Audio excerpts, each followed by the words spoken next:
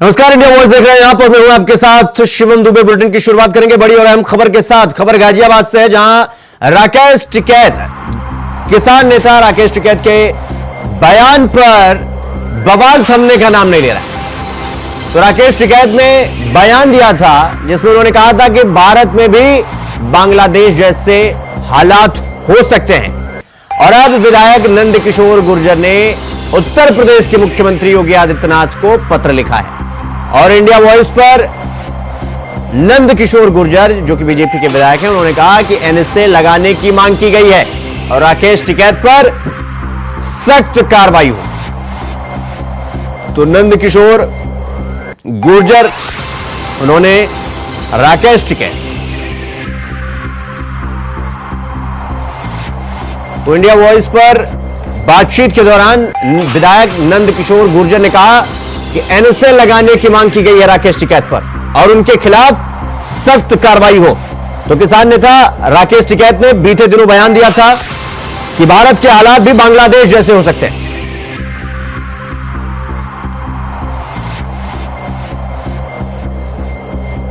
तो आपको विधायक, बीजेपी के विधायक नंदकिशोर गुर्जर ने क्या कुछ कहा, सुनवाते हैं।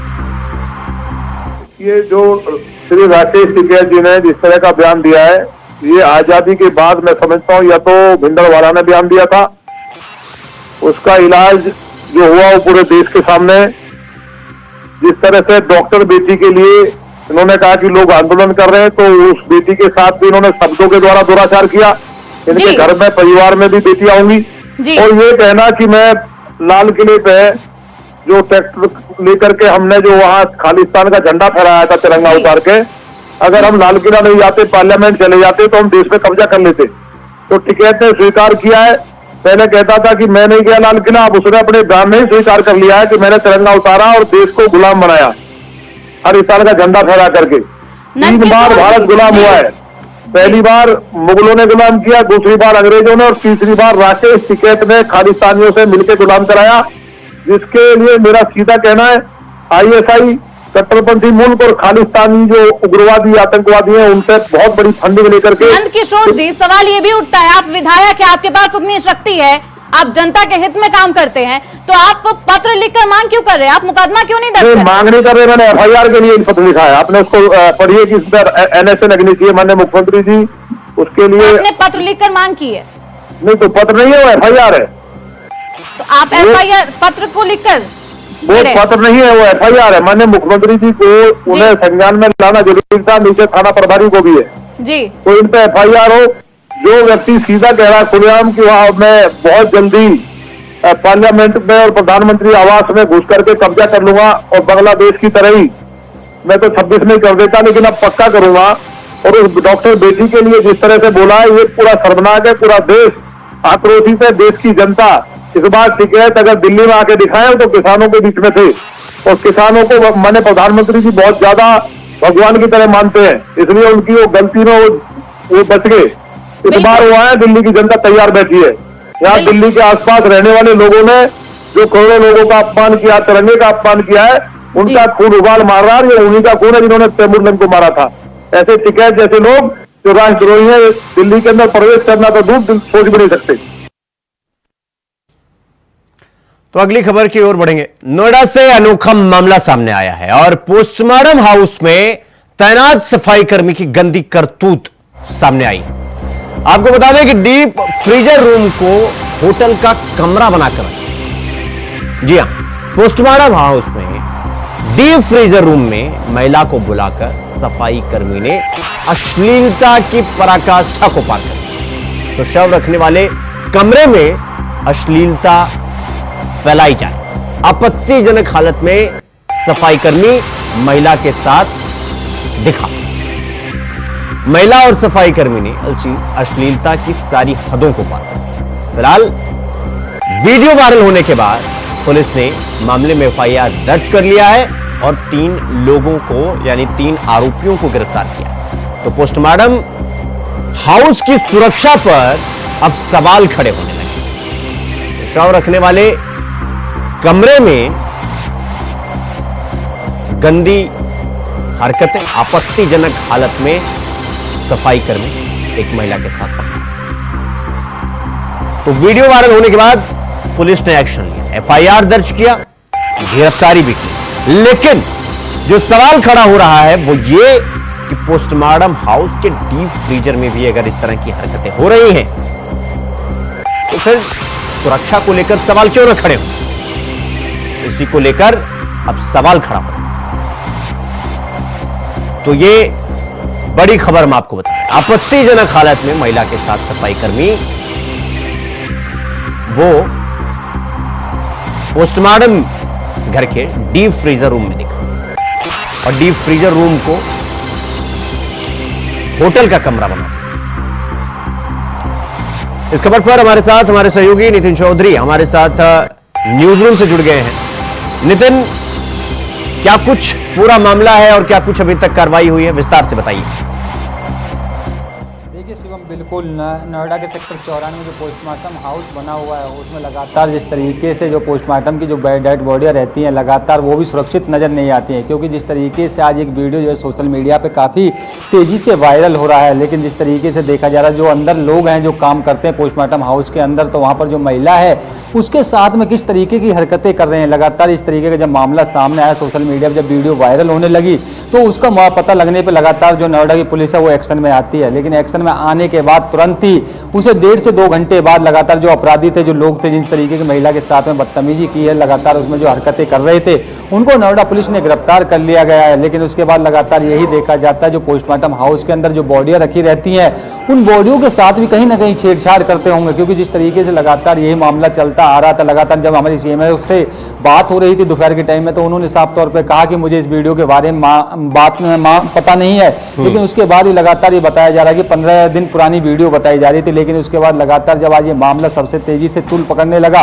तमाम चैनलों पे खबर प्रकाशित होने लगी, तो उसके बाद लगातार नोएडा पुलिस एक्शन में आई। एक्शन में आने के बाद तो लगातार उन जो आरोपी थे उन आरोपियों को पकड़ने के लिए पूरी तरीके से प्रयास किया, क्योंकि लगातार देखा जा रहा था जब वीडियो थी उस वीडियो में जो वीडियो बना रहे थे उस वीडियो ग्राफिक करने वाले को भी पुलिस ने पहले दबोचा। लेकिन उसके बाद लगातार जो महिला के साथ में जो है वो बात कर रहा था। लेकिन उसके बाद लगातार यही देखा जाता है कि आखिरकार इसकी जो पोस्टमार्टम हाउस में लगातार जो सुरक्षित बॉडियों को लेकर जो पुलिस तैनात रहती है वहां पर गार्ड लगातार रहते हैं। लेकिन इस तरीके की जब हरकत सामने आई थी तो नोएडा पुलिस पूरे मामले की जांच पड़ताल में जुटी हुई है। जी नहीं नितिन, ये बात तो ठीक है, चलिए पुलिस ने एफआईआर दर्ज कर लिया, आरोपियों को गिरफ्तार भी कर लिया, लेकिन सुरक्षा को लेकर तो सवाल खड़ा हुआ ना नितिन।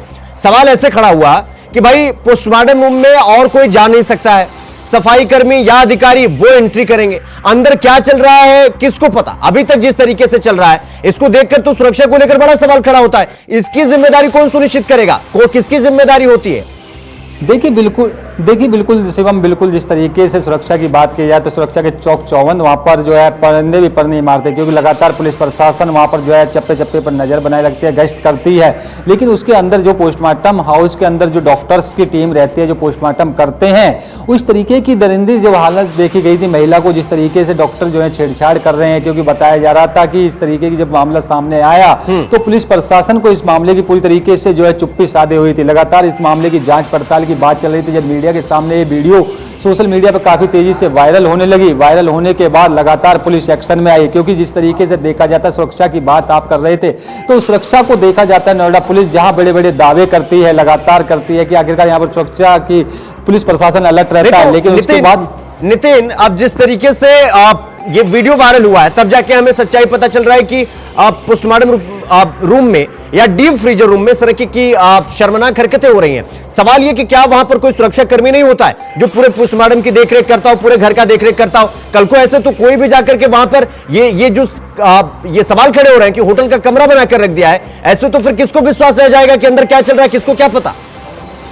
देखिए शिवम, बिल्कुल जिस तरीके से सुरक्षा की बात की जाए तो लगातार वहां पर जो तैनात गार्ड है उन गार्डों को पुलिस ने हिरासत में ले रखा है, क्योंकि उस समय महिला जब अंदर गई है कि उस समय कौन गार्ड था, किसकी ड्यूटी उस गेट पे लगी हुई थी, तो पुलिस प्रशासन पूरे मामले की जांच पड़ताल कर रही है। लगातार उस गार्ड को भी हिरासत में पुलिस ने ले लिया है। लेकिन उसमें कहीं ना कहीं मिली भगत लगती है, क्योंकि जिस तरीके से पोस्टमार्टम हाउस के अंदर पूरी तरीके से बैन है तो डॉक्टरों की टीम वहां पर अंदर रहती है। लेकिन उसके बाद जब देखा जाता है वीडियो के अंदर तो काफी उस वीडियो में लगातार जो है बयाना कर रही है, क्योंकि जो पोस्टमार्टम के लिए बॉडी रखी हुई है, साथ ही स्ट्रेचर पर बॉडी रखी हुई है, पोस्टमार्टम हाउस है वहां पर तमाम बॉडियां रखी रहती हैं। लेकिन आखिरकार ये देखने की बात होती है कि जिस तरीके से पोस्टमार्टम हाउस के अंदर ये महिला बैठी खड़ी है और अंदर घुसाने को लेकर लगातार जिस तरीके से कौन कौन यहाँ पर शामिल हैं उन लोगों को पूरी तरीके से जांच पुलिस कर रही है। लेकिन बताया जा रहा है कि जो आखिरकार जो डॉक्टर है जो महिला के साथ में छेड़छाड़ कर रहा है, क्योंकि इसकी शिकायत पहले भी नोएडा के जेवर थाना क्षेत्र में जो है इस पर मुकदमा दर्ज है, क्योंकि उस समय लगातार जो है 1.5 से 2 साल ये जेवर में तैनात डॉक्टर रहे थे। लेकिन उसके बाद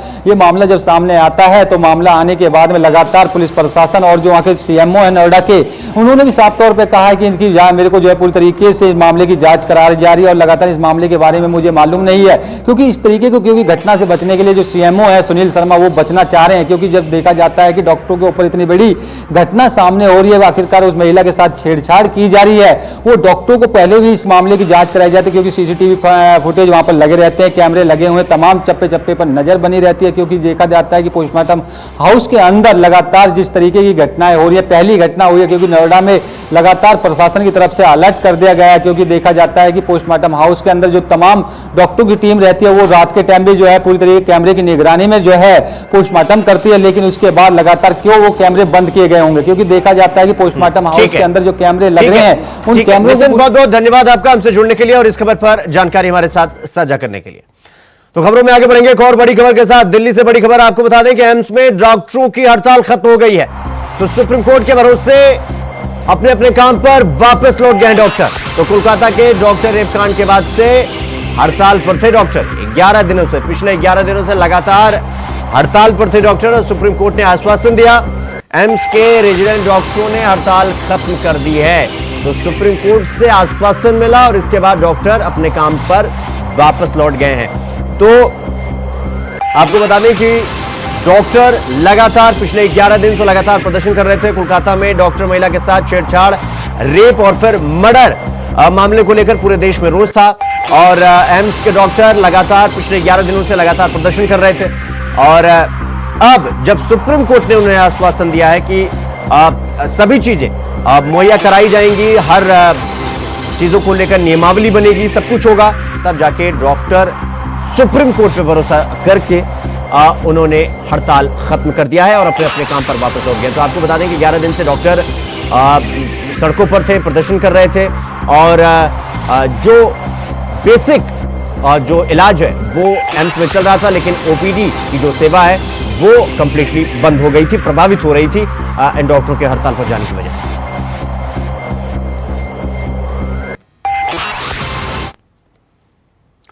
वहीं वक्फ बिल पर संसद की ज्वाइंट पार्लियामेंट्री कमेटी यानी जेपीसी की पहली बैठक हुई। बैठक में भारत सरकार के अल्पसंख्यक आयोग और कानून मंत्रालयों के अधिकारियों ने मसौदा पर अपना प्रेजेंटेशन पेश किया।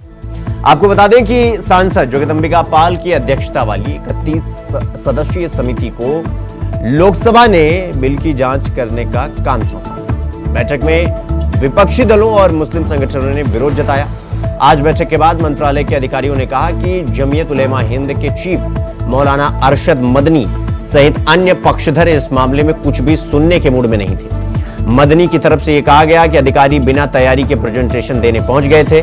जगदंबिका पाल ने कहा, हमें इस जेपीसी के तहत केवल हमारे सदस्यों से ही चर्चा नहीं करनी चाहिए, बल्कि राज्य वक्फ बोर्डों के अध्यक्षों, अल्पसंख्यक समुदाय के संगठनों और अन्य संबंधित पक्षों को भी शामिल करना चाहिए। वक्फ बिल पर जेपीसी की आज बैठक हुई।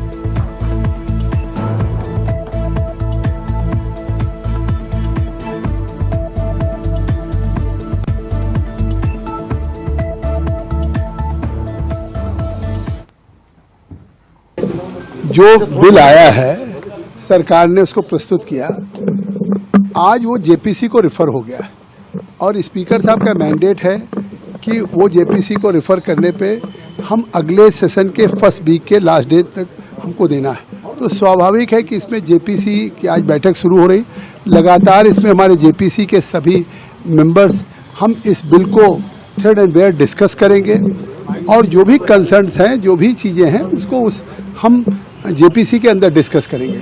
और यहाँ तक कि हम ये जेपीसी ने मैं समझता हूँ कि हम केवल अपने मेंबर के साथ ना करें, जो स्टेक होल्डर्स हैं, जैसे वक्फ बोर्ड अमेंडमेंट 2024 का ये एक्ट हम जो अमेंड कर रहे हैं 95 का, तो उसमें जो स्टेट्स के वक्फ बोर्ड हैं उनके चेयरमैन को भी बुलाएं, जो हमारे अल्पसंख्यक के माइनॉरिटीज़ के ऑर्गेनाइजेशंस हैं, चाहे all India Muslim personal law board हो, चाहे जमायतुल उलमा हिंद हो, या और हमारे ऑर्गेनाइजेशंस हैं, सुन्नी हैं, शिया हैं, बरेलवी हैं, देवबंदी हैं, अहले सुन्नत हैं, या जो भी आगा खानी हैं, बोरा हैं, उन सब लोगों को हम बुलाएंगे, ज़्यादा से ज़्यादा लोगों को हम अवसर देंगे, जिससे कि हम इस बिल को लाने का, या सरकार के बिल के लाने का एक खास मकसद है कि अगर देश में लोग वक्त को करते हैं अपने प्रॉपर्टीज़ को और औकाफ को, तो उसका पर्पज ये होता है कि on the name of the god any property dedicated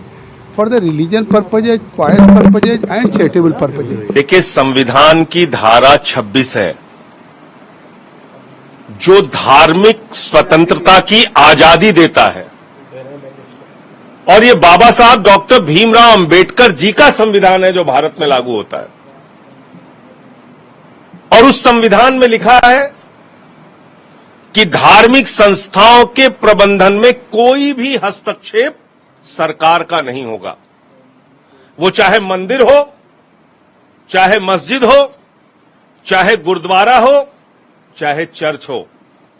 लेकिन ये जो कोशिश की जा रही है मौजूदा मोदी सरकार के द्वारा, इस कोशिश के पीछे एकमात्र मंशा है जमीनों को कब्जा करके अडानी को देना।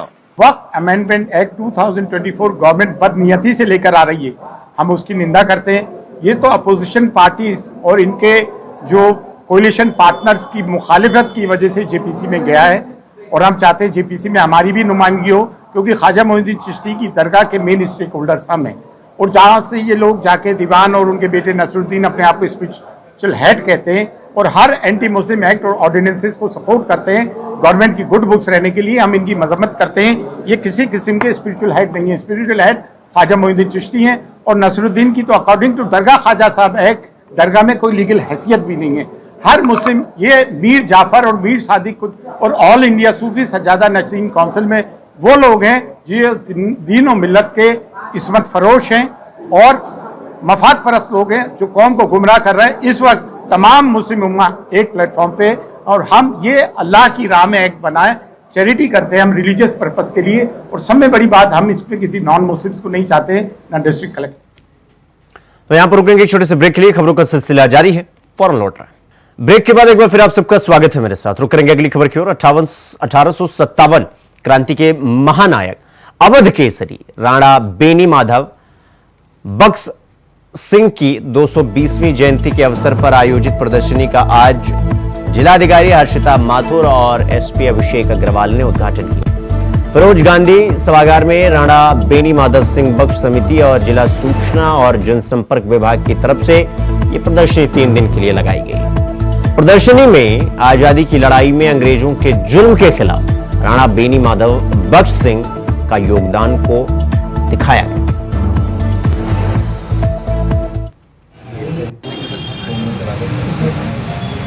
बोलो प्रेजेंटेशन बहुत बहुत धन्यवाद। आशा करें ज़्यादा से ज़्यादा लोग आए इसको देखने के लिए। प्रयास में रिच कलेक्शन है, लेकिन आएंगे तभी सार्थक होगा। जी, कोशिश तो यही है। ये हमारे जो युद्ध हुआ था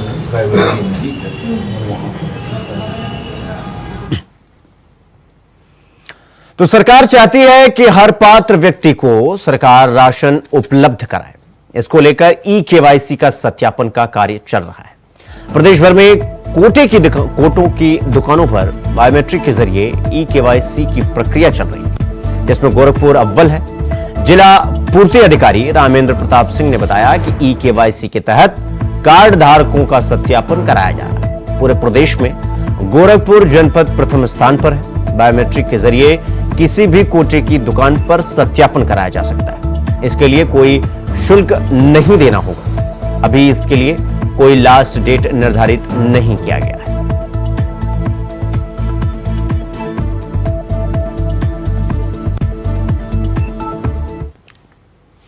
तो रायबरेली पुलिस की सक्रियता की पोल खुल गई है।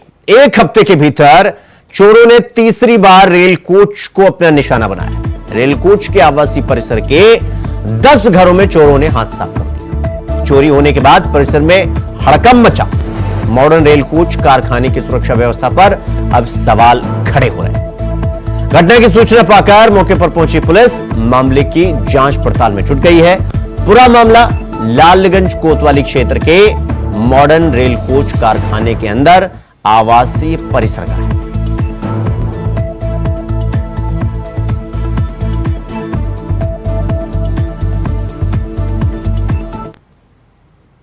तो वहीं कन्नौज में नवाब सिंह यादव के करीबी के कोल्ड स्टोरेज की बाउंड्री पर बुलडोजर चला है।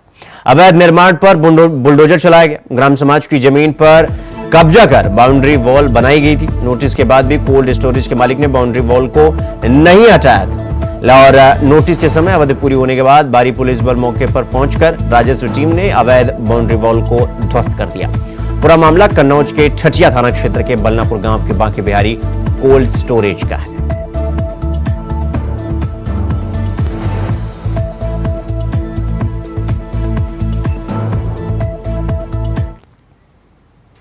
अगली खबर इटावा से है, जहां चोर समझकर ग्रामीणों ने युवक को बंधक बनाया और उसके बाद उसकी पिटाई कर दी। चीख पुकार की आवाज सुन ग्रामीणों ने एक युवक को पकड़ तो लिया, लेकिन अन्य साथी मौके से फरार हो गए। युवक देर रात अंधेरे का फायदा उठाकर घरों में घुसकर लड़कियों से छेड़खानी करता था। ग्रामीणों ने कई बार युवक के गुट की सूचना पुलिस को भी दी थी, लेकिन कोई कार्रवाई नहीं। महाकाल नामक गुट बनाकर युवक क्षेत्र में मनमानी करते थे और ग्रामीणों ने युवक को पुलिस के हवाले किया। पुलिस मामले की जांच पड़ताल में जुट गई है। पूरा मामला थाना चौबिया क्षेत्र गांव रमपुरा मंजू का है।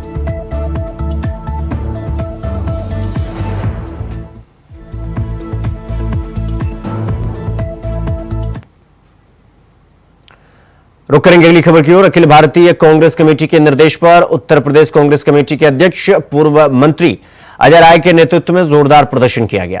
प्रदेश कांग्रेस मुख्यालय से चलकर ईडी कार्यालय जाने की कोशिश की गई। पुलिस द्वारा बैरिकेडिंग भी लगाई गई। प्रदेश अध्यक्ष अजय राय के नेतृत्व में कांग्रेस द्वारा जोरदार प्रदर्शन किया गया। अडानी के भ्रष्टाचार, उसमें सीबी की संलिप्तता और इन सभी मामलों की जेपीसी से जांच कराने की मांग को लेकर कांग्रेस का विरोध प्रदर्शन और कांग्रेस की पुलिस के बीच तीखी नोकझोंक देखने को मिली। कांग्रेस कार्यकर्ता बैरिकेड तोड़कर सीएम आवास के बाहर पहुंचे। सभी कांग्रेस कार्यकर्ताओं को हिरासत में लेकर इको गार्डन भेजा गया।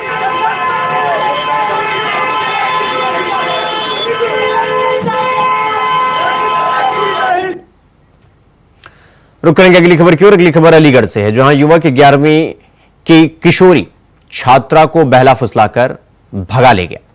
नाबालिग बच्ची को भगा ले गया। 2 महीनों से मां बाप थाने के चक्कर लगा रहे हैं। परिजनों ने गांव के लड़के के विरुद्ध बेटी को भगाने की एफआईआर दर्ज कर रखी है। परिजनों का आरोप है कि 2 महीनों में पुलिस ने बेटी को ढूंढने की कोशिश तक नहीं की। पूरा मामला लोधा थाने के एक गांव का है।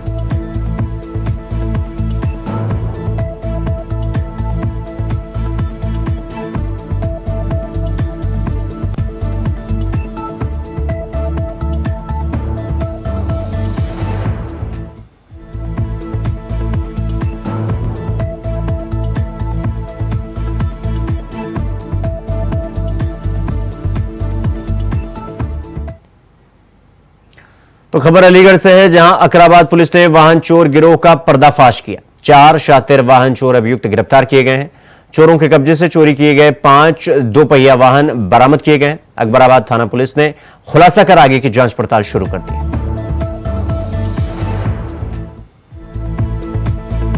तो वाहन चोर गिरोह का पर्दाफाश हुआ है।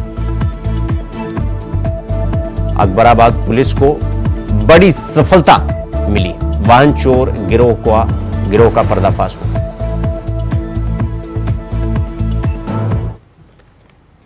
तो बुलेटिन में फिलहाल अभी के लिए बस इतना ही। देश और दुनिया की तमाम खबरों को देखने के लिए देखते रहिए इंडिया वॉइस। नमस्कार।